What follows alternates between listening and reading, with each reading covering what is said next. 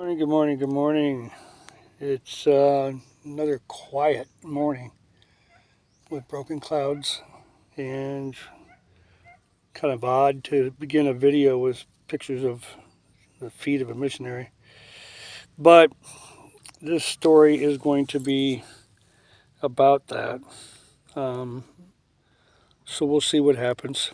Anyway, good morning, good morning, good morning. Shabbat Shalom. Shabbat Shalom was like a few days ago. Anyway, this is the last one of the testimonies of when I died. I've already covered the plane crash and the time on the operating table. And then this time was actually outpatient foot surgery, hence the opening shot of the feet. And it was not something that was expected at all. It was a total shock it was not expected. It was just a simple outpatient surgery. I had a plantar's wart growing in the center of the bottom of my foot in the arch. And it was growing up around the bone of my foot. And I was in martial arts, and I don't know how I got it, but I did, maybe from walking on, floors. University I was in, it was just a very, it was a sanitized facility, I thought, but then again, you can get them from walking on dirt, sand, anywhere. I don't know how you get those things, but I got one. And so it grew and grew until I got sore enough that I could barely touch it. I could not touch it. I couldn't even look at it. It was so sore. So finally I gave up, like most stubborn-headed men, and I went to the doctor. And he's like, well, we'll have to burn it out. That's the only way to get rid of it. I'm like, all right. So then we made an appointment. I drove myself. I was home for the weekend from college, used my mom's car, and I drove up there. Got there, and Dr. Tassi, I believe is his name. Anyway, kind of a quiet guy, but a nice guy, dry sense of humor, and routine. He was a podiatrist. He had done so many foot surgeries and things like that. He was, not some cheap fly-by-night guy, and he wasn't some, Mayo Clinic guy either. But he knew what he was doing. It wasn't his fault. And so, like I said, it was so sore. You couldn't even look at it without it hurting, excruciating pain, right in the center of the arch of my foot. And he stuck a needle in the center of that thing, which was lidocaine, to numb it so that he could do the surgery. And I felt the needle going in, and it was oh my God. It was worse than bamboo shoots under his fingernails. It was worse than, just about any pain I'd ever felt to that point in my life. And I remember him pulling the needle out, and right when he pulled the needle out, boom, it was like the whole experience I'd had before. All of a sudden, everything just went black. Like, not tunnel vision where it goes black from the outside to the center, It just, everything faded darker and darker and darker. And it wasn't me closing my eyes, it went black. And my spirit left my body. When I say my spirit left my body, that's the cause of death. If the spirit's alive and your soul's alive and you're in your body, you've got brain activity, you're not brain dead, that's for sure. But once your soul or spirit, however you want to call it, I debate all those issues. But when you die, you die. And like I said, having done it before, having done it after that, because this was in 1978, and plane crash was 20 years later in 1998. And it wasn't as bad as, when I died when I was 18 years old, right out of high school, 2 weeks out of high school, which was in 76.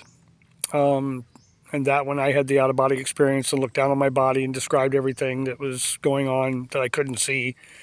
And that was for 5.5 minutes. And then this time I was dead for about 3.5 minutes. And, the doctor called an ambulance, but he immediately gave me a shot of sodium barbital or something like that, and adrenaline and CPR'd, and, nothing worked. And he worked on me for like 3.5 minutes, gave up and quit, and was going to call the time of death. The ambulance wasn't there yet. And I opened my eyes and said, I'm thirsty. And he was shock, and I was not shocked because I didn't, but I did not have the same thing that happened in the plane crash where I was shown something like the outer darkness. I didn't have the out-of-body experience looking down on my body like I did when I was in the throat surgery. And he went ahead and finished the surgery and bandaged me up and told me I couldn't drive because I didn't know what happened. I thought I just passed out. But I've been knocked out before. I've passed out from loss of blood. I've passed out from chopping my finger off and having a quick blood pressure drop, and it caused me to pass out. I've passed out before. This was different. And anyway, so he finished the surgery and bandaged me up and told me I couldn't drive, and call home and tell my brother to bring some clothes. And what I didn't know was my, bladder had emptied. All my muscles just stopped.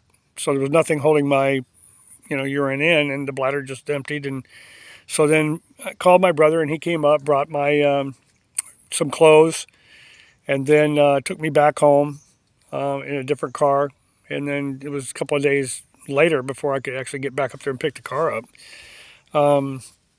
No side effects afterwards. I mean, I was clear, I was alert, I was back. It was like nothing had ever happened except for my foot was, was in terrible pain. See, burned about almost a 1-inch deep hole in the arch of my foot, and burned it out, cauterized it. And I healed up from that, no problems. And this is a short one. So I'm not going to mix all these up. I'll keep them separated. At some point in time, I'll do a summary review maybe of all the different death experiences I've had. And then I'm going to do a series of things that, I should have been killed but wasn't. Like a motorcycle crash and flying 100 feet down the highway, and, other things I'm not going to list off right now, but I've got a list of things. I'm also going to start sharing other people's testimonies of miracles and some of my own miracle healings, of things that I've witnessed and things that I've had happen in my own body. And so we have a lot yet to discuss. And when it comes to these Testimony Tuesdays, I missed last week, a whole week. Sorry for that. Really wanted to, but the weather wouldn't allow, and the people wouldn't allow, and the things that were going on, there was just never 1 minute apiece. I was able to get some software. Now it looks like I will be able to scrub some of the background noises in studio processing, and I'm trying to get, not a studio, but I'm trying to get a recording booth set up in my bedroom if I can get some insulation and walls, partitions, not walls, but partitions where I could section that off and get it to the point where it's quiet enough that the scrubbing software would clean up the background, then you don't have to hear all that stuff going on in the background. I just believe in doing, his best, my best for his best. And whatever I do should be excellent unto him.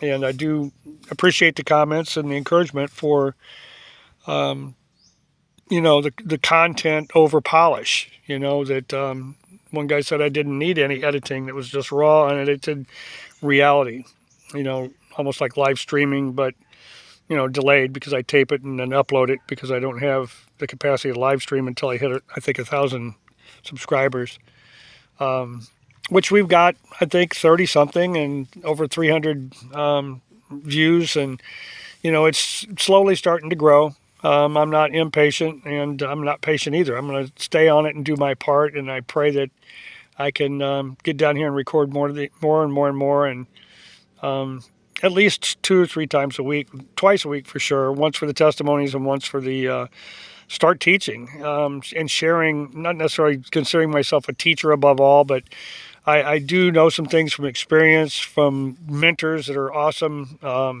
humble, loving people that teach the truth from the Word without religious or cultural bias and denominational insertions, and just pure Word, His Word only.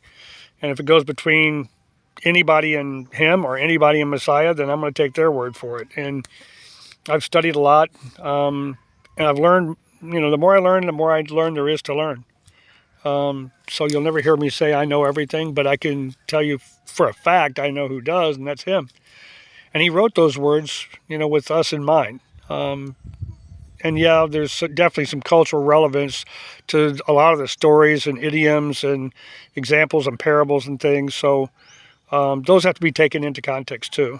We cannot apply Western modern context to some terms because, that's just twisting the scriptures, doing, theological gymnastics to make it fit our own opinions, self-justifying our own sins, our own heresies, our own apostasies, and all that. So, I just pray, Abba, correct me when I'm wrong. Use people, use circumstances, use your word, use your spirit, however you deem fit. And until next time, this is Yoki from Phi Bite, and we bid you shalom.